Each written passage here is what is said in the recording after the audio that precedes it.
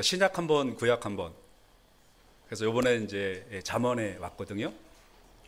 이렇게 신약과 구약을 번갈아 가면서 하고 순서대로 하는 거는 우리가 성경을 조금 더 폭넓게 이해하고 성경에 대하여 우리가 좀 더 좀 깊이 이해하고 또 전체적으로 이해하고 어떤 한 절만 가지고 이해하는 것이 아니고 우리가 성구 영신 때 말씀 뽑기를 해서 그 말씀 한 절이 내 평생의 그 말씀이 아니고 성경 전체 창세기부터 요한계시록까지가 성경 전체가 우리의 삶의 기준이 되는 그러한 생각을 갖고 그러한 열심으로 저는 성경을 창세기부터 요한계시록을 계속 번갈아가며 구약과 신약을 번갈아가며 순서대로 그렇게 설교를 해 나가고 있습니다. 제가 그렇게 수고하는 거를 여러분들이 알아주시나요? 네. 그게 쉬운 게 아닌 것도 여러분들 아시나요? 네. 그냥 설교하기 쉬운 부분 제가 갖다가 설교하면 뭐 스타 목사님은 안 되겠지만 그래도 어느 정도 되지만 어려워도 특별히 오늘 이 지혜에 관한 말씀은 제가 다 이해하기 어렵고 하지만 우리가 무엇이 진짜 지혜인지 이거를 좀 같이 한번 생각을 해보려고 합니다. 잠언은 전체의 주제가 잠언 9장 10절입니다. 10절. 여호와를 경외하는 것이 지혜의 근본이요.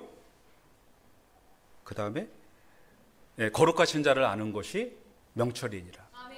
이게 잠언 전체의 주제입니다. 여호와를 경외하는 것, 경외라고 하는 것이 지혜인데 이 말씀이 잠언의 전체 주제입니다. 그런데 여기에서 경외라는 의미를 조금 더 쉽게 말씀을 드리면 두려움이라고 말씀을 드릴 수가 있어요. 두려움과 무서움의 차이를 여러분들 아십니까? 제가 여러분들하고 이렇게 있을 때 여러분은 제가 무섭습니까? 두렵습니까? 둘 다 아니십니까? 웃기십니까? 웃기진 않고 두렵습 존경하십니까? 예. 이 두려움이라는 거는 무서움이 아니에요. 두려움은 이겁니다. 자, 아담과 하와가 죄를 졌죠. 죄를 짓기 전에 하나님 앞에 섰을 때 아담과 하와는 하나님에 대하여 두려운 마음이 생겼겠습니까? 무서운 마음이 생겼겠습니까? 두려움이 생겼습니다. 하나님이 무서운 분 아니에요. 하나님은 좋으신 분이고 나를 만들어주신 분이고 나를 사랑하시는 분이고 에덴 동산을 창설하셔서 주신 그런 하나님이세요. 근데 똑같은 상황인데 하나님 앞에 섰는데 선악과를 먹고 나섭니다. 두려운 마음이었을까요? 무서운 마음이었을까요? 무서움이었습니다. 예. 사실 우리가 한국말로는 두려움이나 무서움이나 큰 차이가 없는 것 같아요. 그러나 이거를 조금 더 세밀하게 나누어 보자면 두려움은 경외라고 표현할 수가 있고 경외라는 것은 하나님의 권위에 하나님의 거룩함에 대한 인식에서 오는 태도입니다. 내가 하나님의 함부로 대할 수 없는 태도. 저희 할아버지는 한학자시라 그 지역에서 충청도에서는 우리 할아버지를 굉장히 함부로 대하지 않았습니다. 근데 우리 할아버지 목소리하고 저희 아버지 목소리가 톤이 똑같으세요. 하루는 저희 아버지 친구가 전화를 했는데 우리 할아버지가 받으셨어요. 근데 이제 조금 친구들끼리 하는 말 있잖아요. 좀 편한 말. 네, 그런 거를 그런 거예요.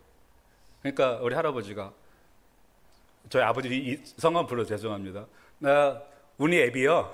그러신 거예요. 그 아버지 친구분이요. 그대로 저희 집으로 달려왔습니다. 전화 끊고 바로 달려왔어요. 멀리에서 그것도 한 6, 7km 떨어진 멀리 사시는 분인데 전화 끊고 바로 달려왔어요. 아버님 정말 죄송합니다. 죽을 죄를 지었습니다. 그 아버지 친구의 마음은 무서운 마음은 아닙니다. 그죠? 할아버지에 대한 어떤 그 할아버지의 권위와 그래도 그 지역에서 모든 옛날에 이제 한학을 하셨으니까 한학의 스승님이시고 그 다음에 충청도에서는 한시의 이 권위, 한시에서는 한시인으로서는 우리 할아버지 우애가 없을 정도로 그러니까 사람들이 우리 아버지 친구분들이나 모든 분들이 우리 할아버지에 대한 그러한 두려움이 있었던 거죠. 무서운 건 아닙니다. 근데 저는 그 할아버지한테 반말을 했어요. 네, 그 할아버지한테. 내가 할아버지한테 반말을 한다고 할아버지가 저를 혼내시지도 않았어요. 그럼에도 불구하고 우리 할아버지가 방에 누워 계시면 저는 할아버지 곁으로 걸어가지 못했습니다. 왜? 어른 머리 옆으로 걸어 다니는 거 아니다. 그래서 할아버지가 방 그 문 옆에 누워 계시면 저는 웃방으로 이렇게 돌아서 밖으로 나갔었습니다. 그거는 바로 할아버지에 대한 존경심이고 그리고 할아버지에 대한 나의 어떤 그 존경심을 말하는 거죠.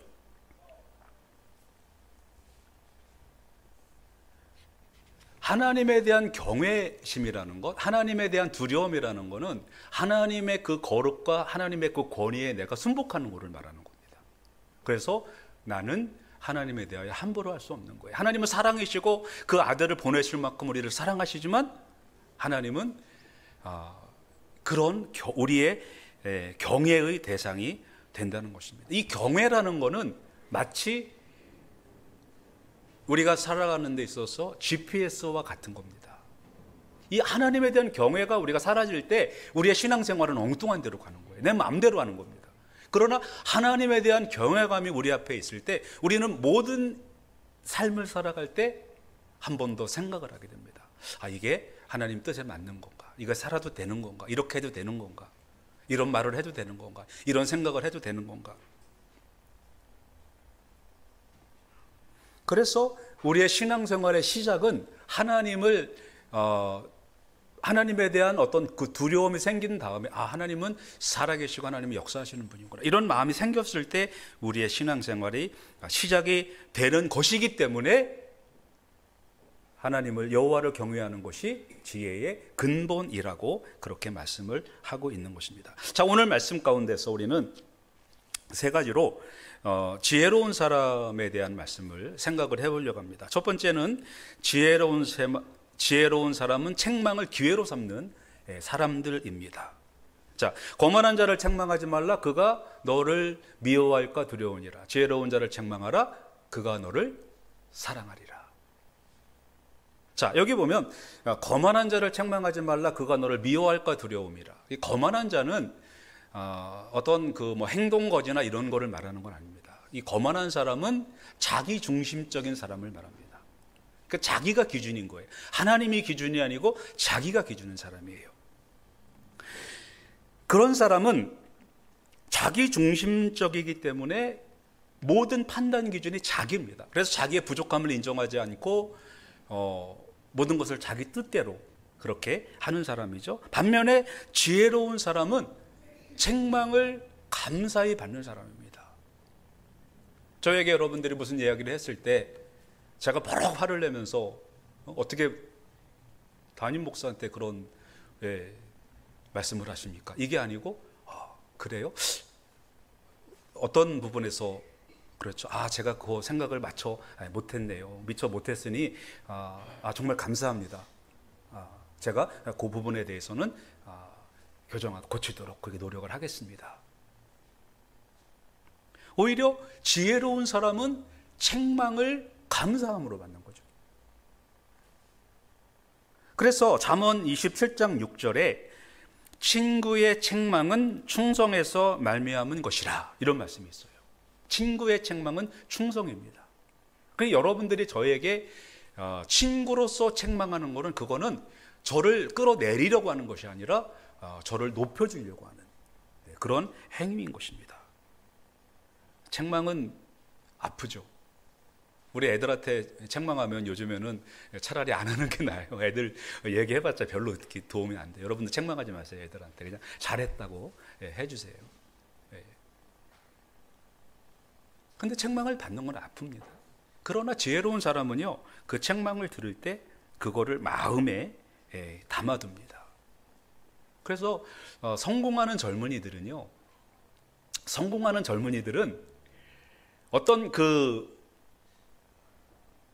어떤 새로운 것을 해갖고 성공하는 사람들은 많지가 않습니다. 진짜 많지 않아요. 에디슨 하면 여러분 발명왕으로 여러분들 아시죠? 그죠? 에디슨 하면 발명왕. 그러나 에디슨을 제대로 아는 사람들은 에디슨은 발명왕이 아니고 커피왕입니다. 커피하는 왕. 남들이 만들어 놓은 거 커피해내는 거예요. 전구. 에디슨이 만드는 걸로 여러분 다 알고 계시죠? 뭐 몇만 회의 실험 결과 에디슨이 만드는 걸로 알고 있죠. 아닙니다. 에디슨이 전구를 만드는 게 아니에요. 누가 만들어 놓은 거를 에디슨이 다시 만드는 거예요. 처음에 에디슨이 전구를 봤을 때, 전구를 처음에 영국의 어떤 그 과학자가 만들었을 때 이 전구가 1분이 안 갔어요. 그냥 끼우면 그냥 떨어져 버렸어요. 필라멘트가 그냥 끊어져 버렸어요. 그러니까 전구를 만들긴 만들었는데 특허를 냈는데 쓸 수가 없는 거예요. 그 에디슨이 보니까 저걸 저렇게 좋은 걸 만들어 놓고 왜 저거를 저렇게 버릴까? 그 창조적 상상력이 아니고 그걸 사물에 대한 관심입니다. 그 사물에 대한 관심을 보고 왜 저 사람은 저걸 못했을까? 그리고 고민을 하는 겁니다. 근데 어느 날 숯가마를 지나가는데 장작불을 막 피우더니 거기다 흙을 확 덮어버리는 거예요. 그러니까 그 벌겋게 타던 나무가 숯이 돼버렸어요. 딱 지나가면서 야, 이거 공기를 차단하니까 더 이상 타지 않네? 그래서 전구 안에서가 진공을 만드는 거예요. 그러니까 여러분 창조라는 거, 이 발명이라는 거는 무슨 다른 생각을 해내는 게 아닙니다. 그러니까 우리가 지혜로워지려면 남의 이야기를 듣는 게 굉장히 중요해요. 남의 얘기 안 듣는 사람들 성공할 것 같죠? 절대로 성공하지 못합니다. 지혜 있는 자를 책망하라. 그가 너를 사랑하리라. 그렇게 하니까 됐어요. 목사님이 하라는 대로 하니까 됐어요. 운동 하루에 5분 걸으니까 이렇게 건강해졌어요. 5분 걸으면 왜 건강해집니까? 내일 할 일이 있다고 생각을 하면 우리의 마음이 늘 새로워집니다. 여러분 5분 걸어보세요. 아니면 1시간 반 걸어보세요. 연세가 많으신 분들은 10분이라도 걸어보세요. 제가 이야기했는데 그 말을 듣고 실행하는 사람은 지혜로운 사람이고 듣지 않는 사람, 책망을 듣지 않는 사람은 지혜롭지 못한 사람이라는 것입니다. 두 번째, 지혜로운 자는 지혜를 더하게 된다는 말씀입니다. 지혜로운 자는 지혜로운 자에게 교훈을 더하라. 그가 더욱 지혜로워질 것이요. 자, 지혜 있는 자에게 어떤 그 지식을 말하는 게 아니죠. 교훈을 더하라. 이렇게 말씀을 하고 있습니다. 교훈을 더하면 더 지혜로워진다라는 거예요. 보통 사람들은 학교를 마치면 공부를 안 하는 것으로 생각을 합니다. 근데 이제 목회자들은 신학교 때 배운 거 가지고는 이제 공의하는 얘기가 그거예요. 신학교 때 배운 거 가지고는 목회를 할 수가 없다. 결국 목회를 하려면, 설교를 하려면 신학교 때 배운 거는 그냥 어떻게 하는, 목회하는 방법, 어떻게 교회 운영하는 방법을 배운 거지, 실제로 현장에 들어와서는 다시 공부를 해야 되는 거예요. 그래서 계속 공부하고, 그래서 뭐 박사학위까지 받으시고, 이러는 거는 신학교 끝났다고 끝나는 게 아니에요. 지혜, 교훈을 계속 더해가야 됩니다. 저는 지난 월요일, 화요일에, 요번에 조금 길었어요. 한 3주 만에, 너무 길었어요. 3주 만에 성경 일독을 끝냈습니다. 너무 길었죠, 그죠? 보통 일주 반이면 끝내야 되는데, 제가 왜 그렇게 성경을 읽어야 됩니까? 왜 제가 많은 책을 읽어야 됩니까? 교훈을 더해야 돼요. 그러면 더욱 지혜로워지는 겁니다. 토요일 아침에 교회 오면은 진 풍경이 벌어집니다. 70 넘은 노인들이 제자 양육반 한다고, 선생님 하실 분들이 제자 하신다고 70 넘으신 분들이 오셔서 여기에서 조 목사님한테 열심히 공부를 배우고 있어요. 저는 그걸 보고 참 존경스러워요. 아, 이분들이 교훈을 더하는구나. 무슨 소린가요? 네? 저 밖에서 나는 소린가요? 전에 우리 선에서 나는 소리가 그런 소리가 났어가지고. 네. 그 다음에 의로운 사람을 가르치라 하잖아요. 여기서 의로운 사람은 지정의의 의입니다. 의인 하는 그런 의인이 아니고 지정의의 의. 지정의는 뭐죠? 살아내는 사람을 가르치라는 거예요. 살아내는 사람. 살아내지 못하는 사람을 가르치는 것이 아니고 살아내는 사람을 가르치라. 그러면 그의 학식이 더하리라. 이 구약에 있는, 특히 잠언이나 시편에 있는 지혜란 말은 통찰력을 말합니다. 솔로몬 왕이 꿈을 꿨죠. 하나님이 솔로몬 왕에게 나타나서 내가 너에게 뭘 해주기를 원하느냐라고 물어봤을 때 솔로몬 왕이 대답한 말은, 하나님, 나는 이 백성들을 이렇게 판단할 수 있는 그런 지혜를 주십시오 라는 거예요. 그러니까 이 지혜라는 거는, 잠언에 나오는 것은 판단력을 말하는 겁니다. 어떤 게 바른 건지를 판단하는 거예요.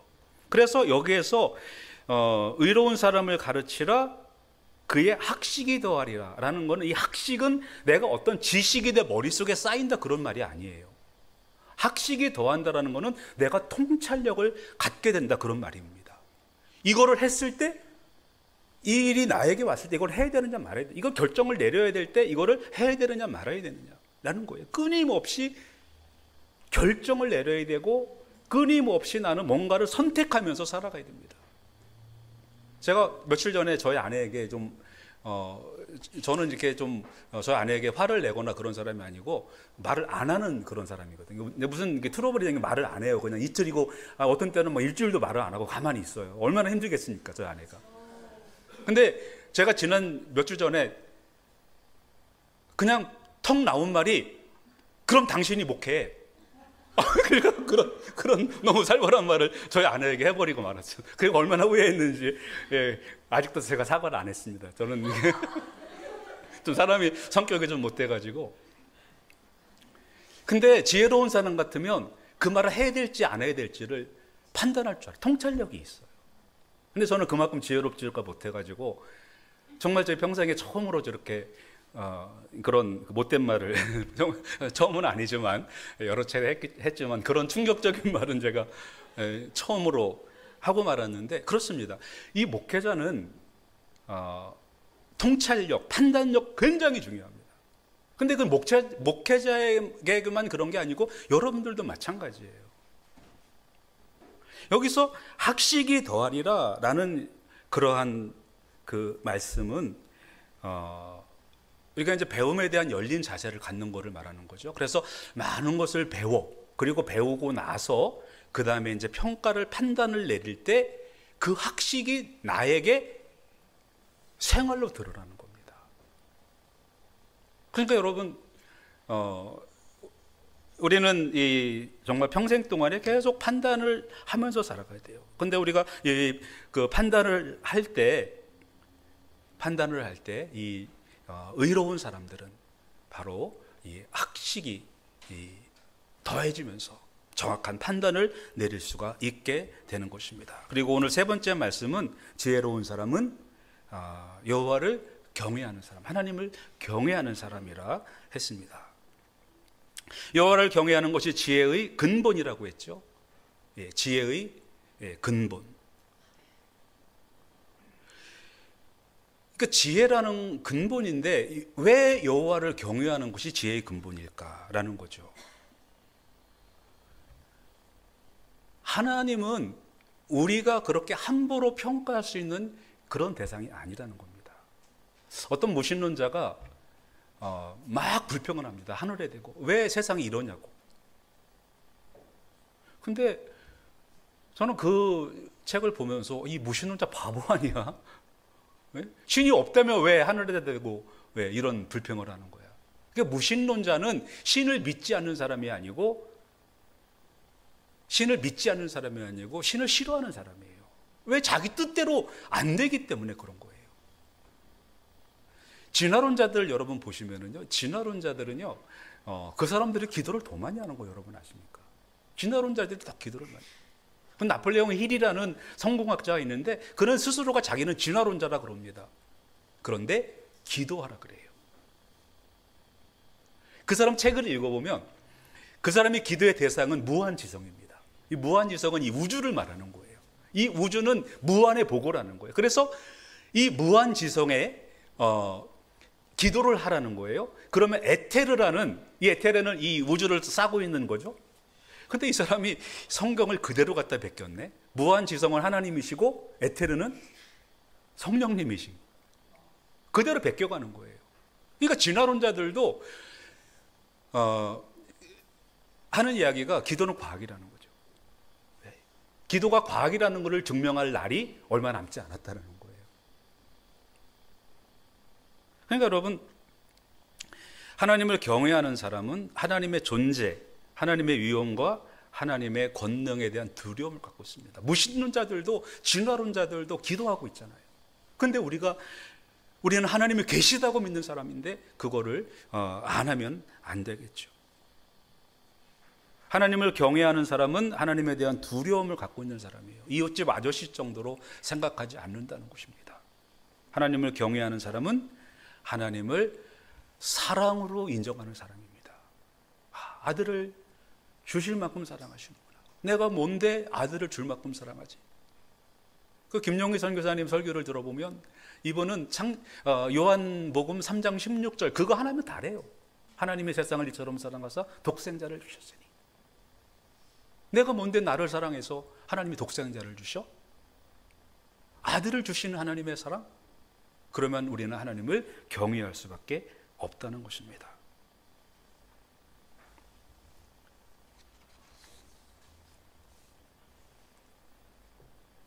하나님을 경외하는 사람은 자신의 한계를 드러내는 사람, 한계를 인정하는 사람이 하나님을 경외하는 사람입니다. 하나님의 말씀을 따라서 의로운 삶을 살려고 노력을 하죠. 하나님의 은혜에 대해 항상 감사하죠. 하나님 말씀대로 살아가려고 노력하는 사람입니다. 왜? 하나님이 계시는 걸 알기 때문에. 하나님은 두려운 분이시죠. 하나님은 경외의 대상인 것을 알기 때문에.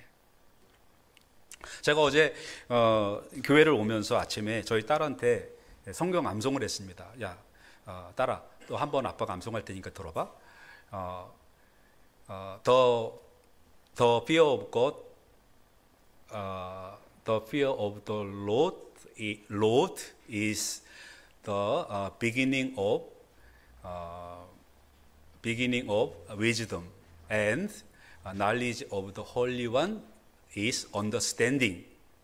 암송을 하고 여기서 understanding이 무슨 뜻이야? 내가 물어봤어요. 그랬더니 아빠 그거는 위즈덤이야. 그러는 거예요.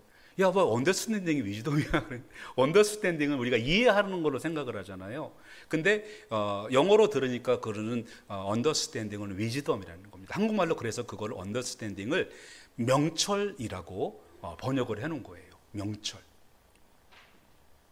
그러니까 안다는 것, 깨닫는, 우리말로 하면 깨달음이란 말이 더 정확한 표현일지도 몰라요. 깨닫는다는 것. 그러니까 거룩하신 자를 아는 것이 명철이니라, 깨달음이니라는 거예요. 그 하나님을 아는 것, 하나님을 경외하는 것, 지혜의 근본이고 그 하나님을 아는 것, 거룩하신 이를 아는 것이 깨달음이니라.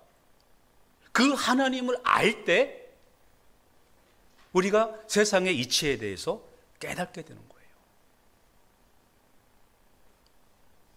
안다라는 의미를 우리가 조금 더 구체적으로 알아야 됩니다. 어떤 분에게 제가 이렇게 이제 그 말씀을 저는 알아요 라는 말을 참 많이 하시는 분을 제가 알고 있습니다. 무슨 얘기하면 알아요, 또 무슨 얘기하면 알아요. 근데 제가 보기에는 전혀 아는 것 같지가 않아요. 왜 그러냐면은 아니 머릿속은 다 알죠, 그죠? 네. 아니 운동을 하면 건강하다는 거를 다 알죠, 그죠 여러분? 모르십니까, 아십니까? 알아요. 하세요, 안 하세요? 안 하는 건 모르는 거예요.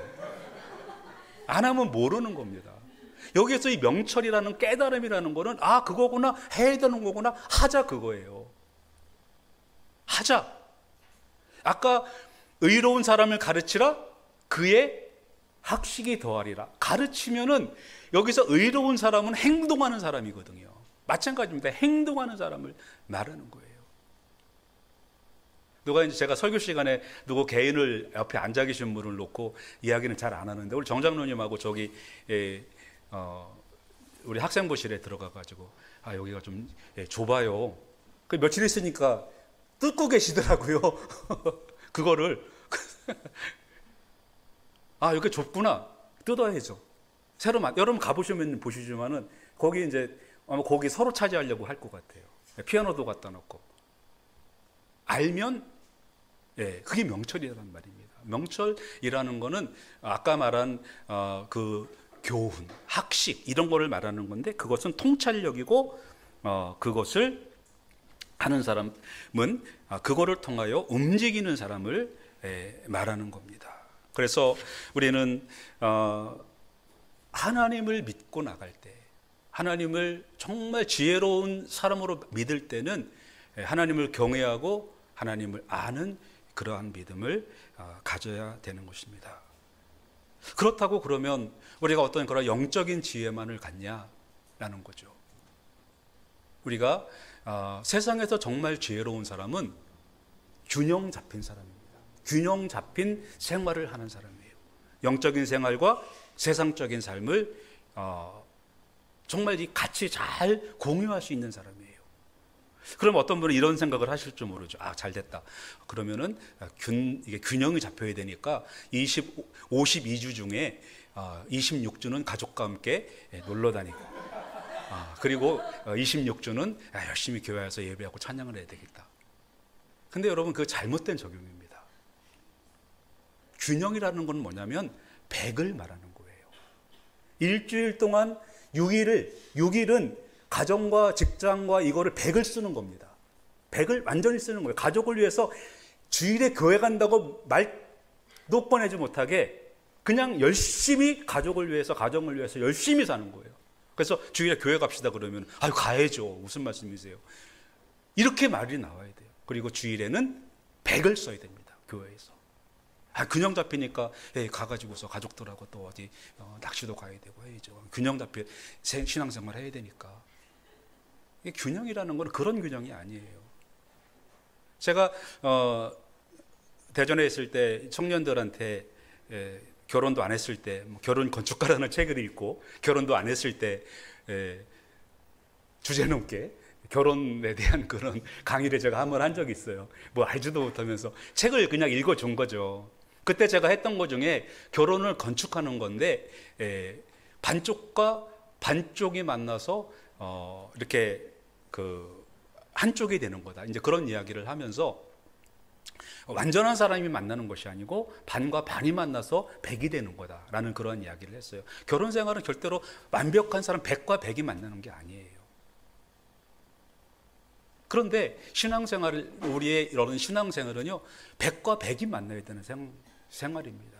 우리의 생활, 세상 생활에서도 저 사람은 크리스찬이야. 그리고 반반인 사람이 있잖아요. 엘리야가 이스라엘에게 갈멜산에 가기 전에 이스라엘 사람에게 너 언제까지 바알과 세상과 하나님 사이에서 머뭇거리겠느냐. 반은 세상에 반은 하나님. 그게 아닙니다. 우리가 세상 일도 정말 열심히 하고 그 다음에 반반은 안 돼요. 하나님에 대하여 우리가 100%의 헌신을 해야 되는 것입니다. 지혜는 여러분, 지혜는 하나님을 경외하는 겁니다. 하나님을 경외한다는 것은 그분의 위엄과 그분의 거룩을 인정하는 행위입니다. 하나님만이 신이시라는 것을 우리가 인정하는 행위입니다.